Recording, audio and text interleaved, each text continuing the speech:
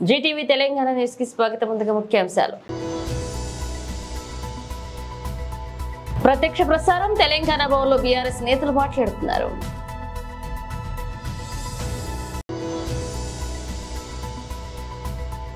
సుష్మా స్వరాజ్ పుణ్యతిథి నాడు ఆమెకు నివాళులు.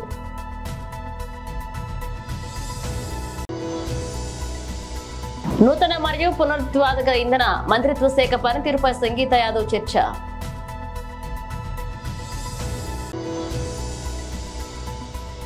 ఏఐసీసీ హెచ్క్యూలో శ్రీ శ్రావణ్ ప్రవీణ్ చక్రవర్తి ద్వారా కాంగ్రెస్ పార్టీ బ్రీఫింగ్. తెలంగాణ భవన్లో బీఆర్ఎస్ నేతలు మాట్లాడుతున్నారు. అలా చూద్దాం. ప్రింట్ అండ్ ఎలక్ట్రానిక్ మీడియా సోదరులకు నమస్కారం. నిన్న అల్లంపూర్ నియోజకవర్గం సంబంధించిన దళిత ఎమ్మెల్యే మీద జరిగిన దౌర్జన్యాన్ని చూసి రాష్ట్రంలో ఉన్న మేధావులంతా ఈసడించుకుంటా ఉన్నారు.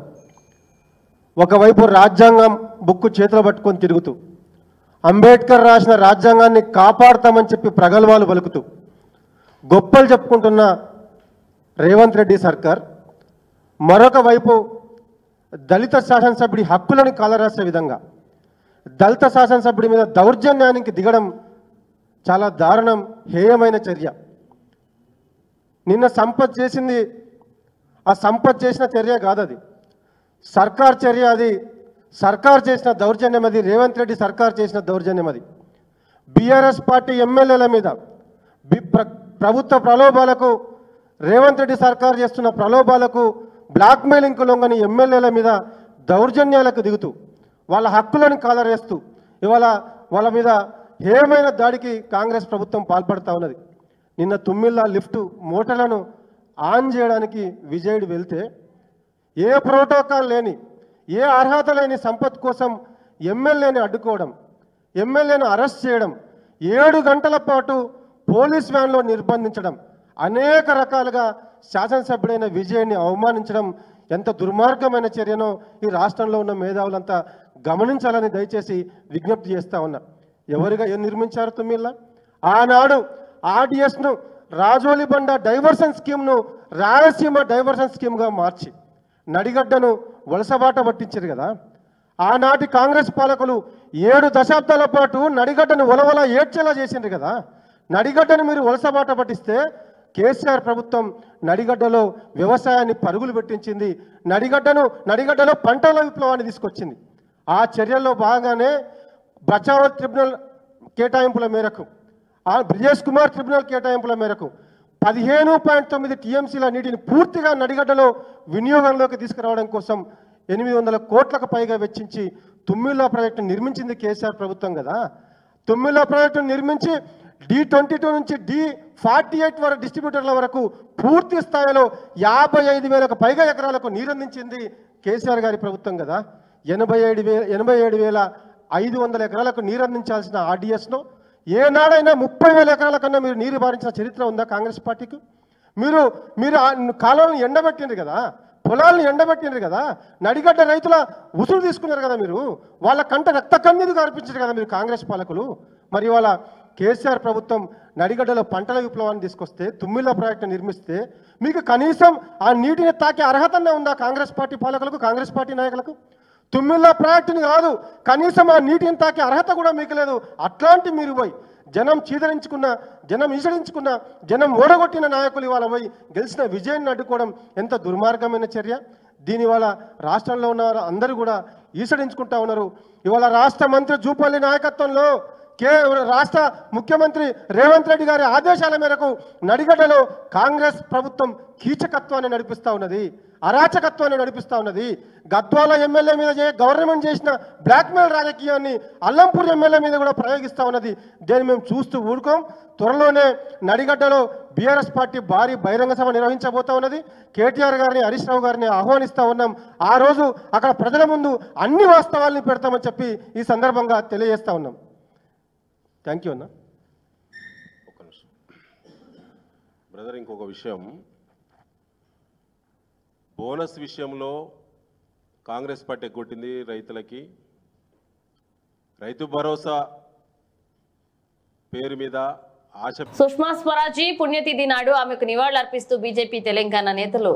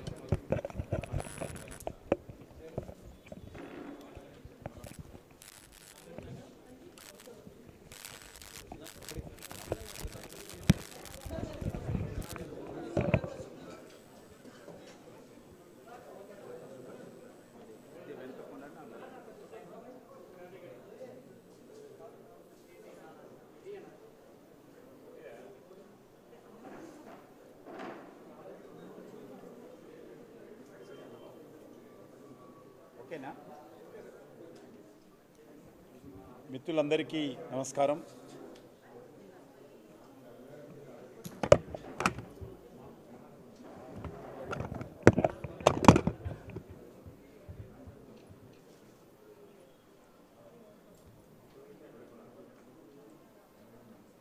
భారతీయ జనతా పార్టీ నూతన మరియు పునరుత్పాదక ఇంధన మంత్రిత్వ శాఖ పనితీరుపై సంగీత యాదవ్ చర్చ. माननीय सभापति जी, आपने मुझे नवकरणीय ऊर्जा के ऊपर बोलने का अवसर दिया, इसके लिए मैं आपका आभार प्रकट करती हूँ और मैं एक बार और आपका धन्यवाद करती हूँ कि आपने महिला सशक्तिकरण को बड़ा अच्छे से पक्ष रखा.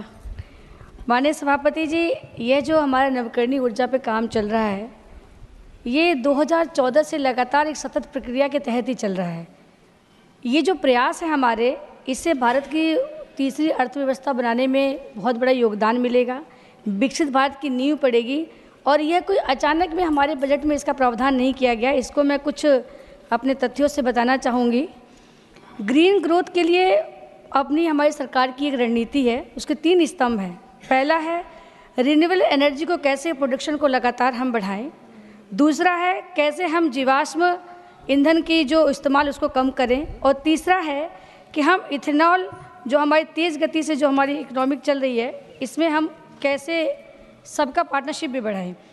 इसी के तहत हमारी इथेनॉल ब्लेंडिंग हो, पीएम कुसुम योजना हो, सोलर मैन्युफैक्चरिंग के लिए इंसेंटिव देना हो, रूफटॉप सोलर स्कीम हो, कोल गैसिफिकेशन हो, बैटरी स्टोरेज हो, किसान पीएम प्रणाम योजना हो, गाँव के लिए गोवर्धन योजना हो, शहरों के लिए व्हीकल स्क्रैपिंग योजना, ये सब उसी का पार्ट है।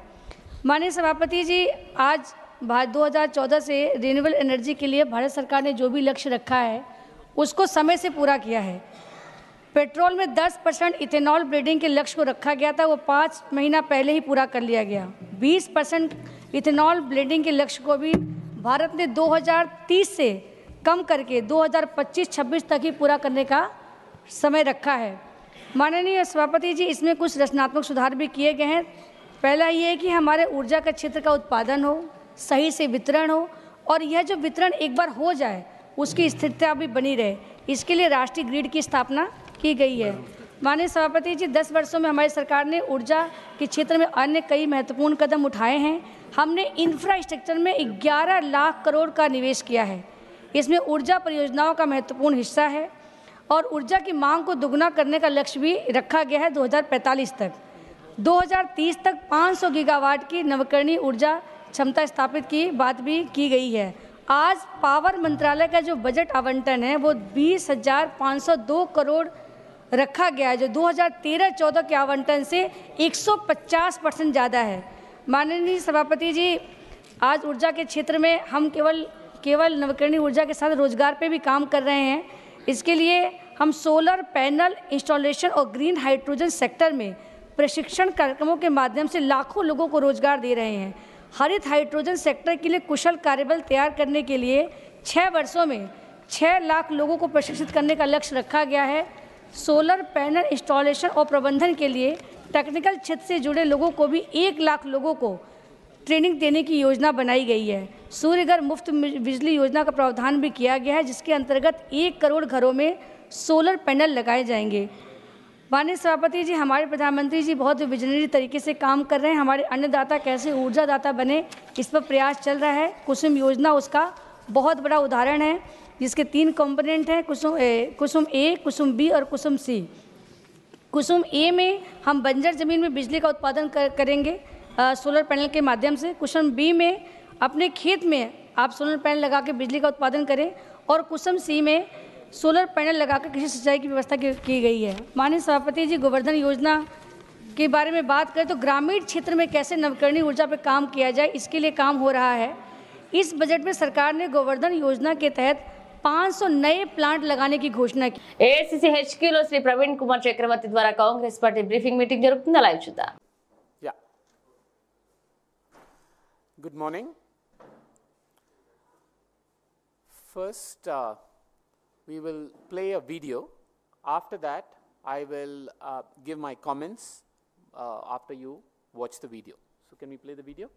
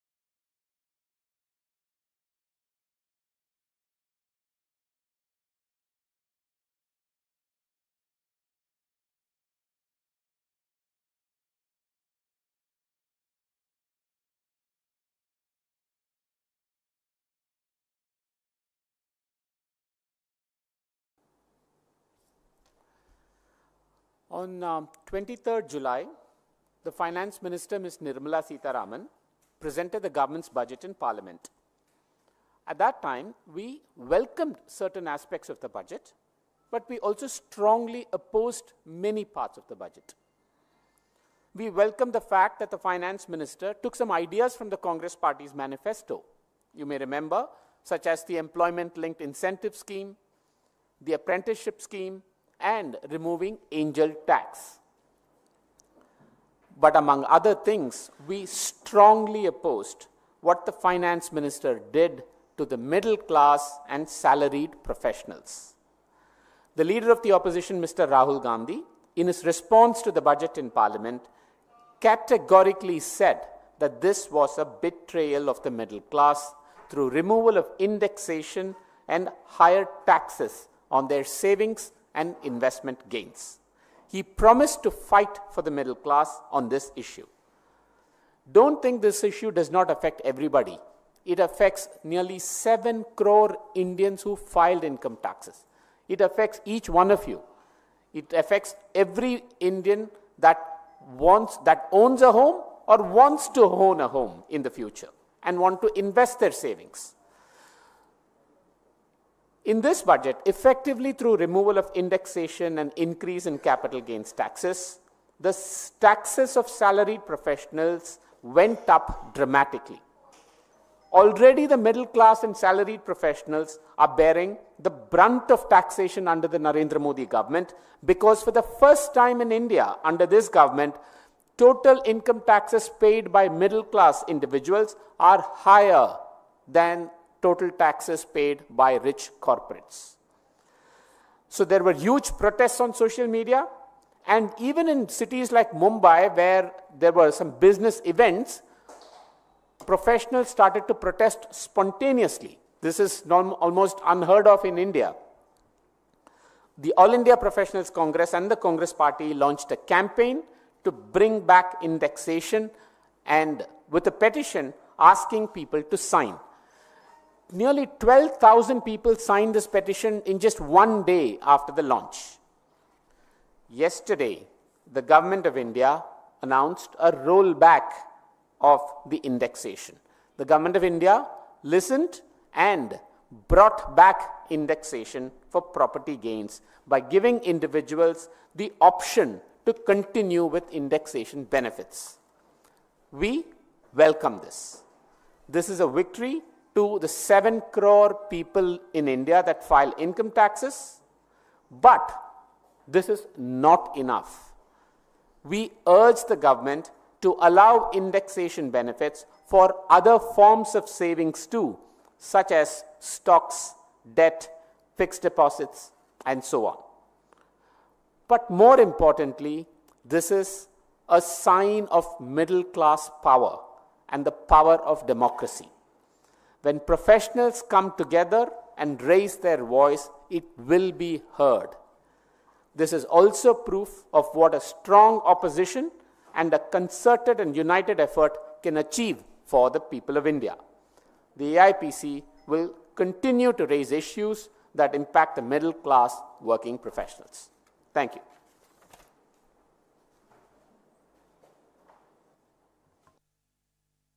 జిల్లాలోని ప్రభుత్వ ఆసుపత్రులలో జరుగుతున్న ప్రసవాల సంఖ్యను పెంచాలని ప్రభుత్వ ఆసుపత్రులలోని అత్యధికంగా ప్రతివాళ్లు జరిగేలాగా చూడాలని కుటుంబ ఆరోగ్య సంక్షేమ శాఖ సంచాలకులు ఆర్వి కర్ణన్ అన్నారు.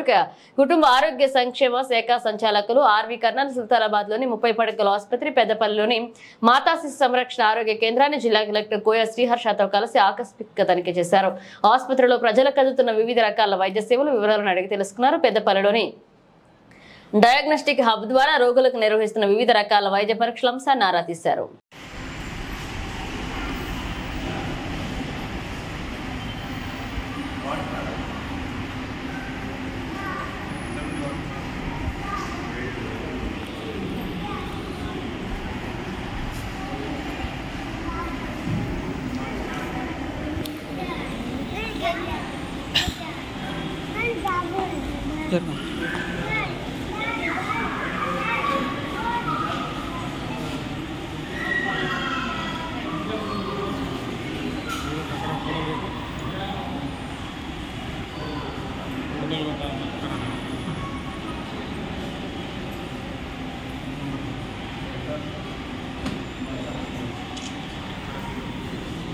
తూర్పుగోదావరి జిల్లా గోకవరం ప్రభుత్వ జూనియర్ కాలేజీలో జగ్గంపేట నియోజకవర్గ ఎమ్మెల్యే జ్యోతుల నెహ్రూ సుమారు 400 మంది విద్యార్థులకు టెక్స్ట్ బుక్స్ నోట్ బుక్స్ అందజేశారు. ఈ సందర్భంగా ఎమ్మెల్యే మాట్లాడుతూ తాను చదువుకు ఎక్కువగా ప్రాధాన్యత ఇస్తారని తెలిపారు. ఇక చదువుకుంటే మంచి భవిష్యత్తు ఉంటుందని, మన కాళ్లపై మనం నిలబడవచ్చని విద్యార్థులకు ఎంతో చక్కగా తెలిపారు. కాలేజీ ఉపాధ్యాయులకు విద్యార్థులకు మంచి విద్యను అందించాలని సూచించారు. అనంతరం కాలేజీ యాజమాన్యం ఎమ్మెల్యే జ్యోతుల నెహ్రూకు శాల్వా కప్పి పూలమాలలతో ఘనంగా సన్మానించారు. రాబోయే రోజుల్లో గోకవరంలో డిగ్రీ కాలేజీ నిర్మిస్తామని హామీ ఇచ్చారు. ఈ కార్యక్రమంలో కూటమి నాయకులు పాల్గొన్నారు.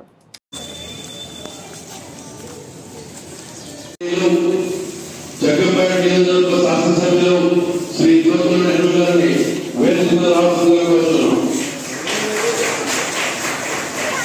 మంగళవారం రాము గారిని వేదిక రావాల్సిందిగా కోరుతున్నాం.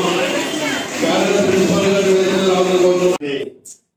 విద్యార్థిని విద్యార్థులారా, మీ అందరికీ నా ఆశీస్సులు. ఉపాధ్యాయులు లెక్చరర్స్ ఎవరైతే ఉన్నారో వారందరికీ కూడా పేరు పేరున ప్రత్యేక ధన్యవాదాలు. ముఖ్యంగా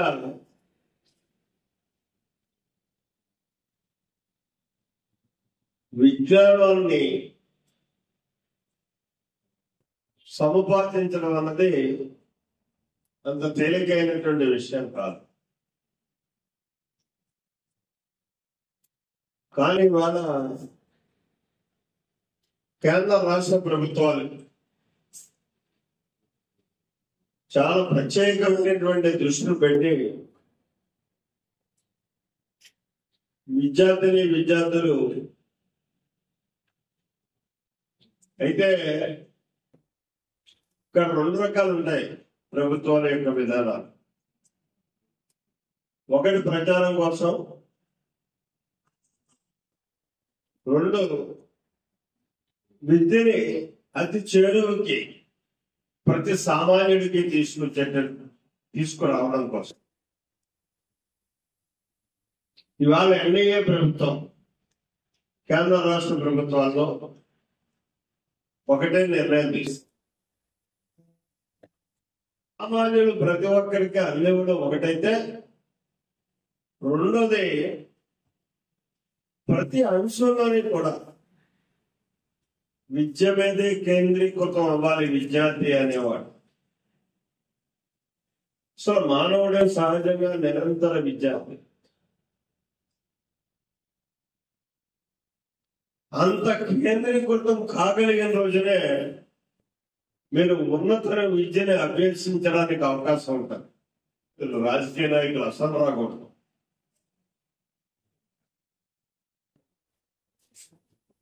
ఇది నేను ఎందుకు చెప్తున్నానంటే,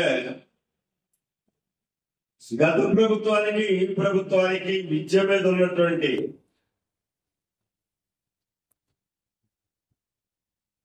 విధానం ఏంటో అన్నదాన్ని క్షుణ్ణంగా ఎక్కడ మనం తెలుసుకోవాల్సినటువంటి అవసరం.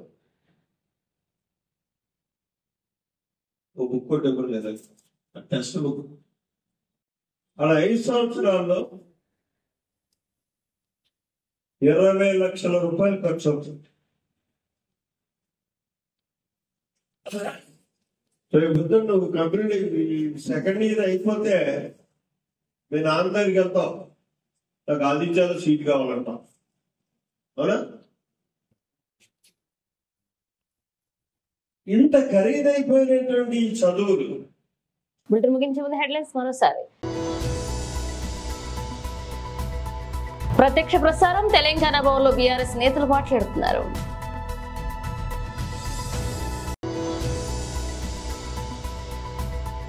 సుష్మా స్వరాజ్ పుణ్యతిథి నాడు ఆమెకు నివాళులు.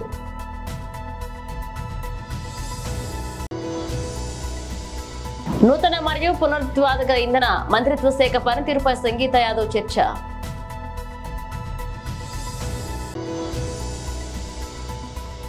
ఏఐసిసి హెచ్క్యూలో శ్రీ శ్రావణ్ ప్రవీణ్ చక్రవర్తి ద్వారా కాంగ్రెస్ పార్టీ బ్రీఫింగ్. ఇవి బులెటిన్ అప్డేట్స్. మళ్ళీ కలుద్దాం.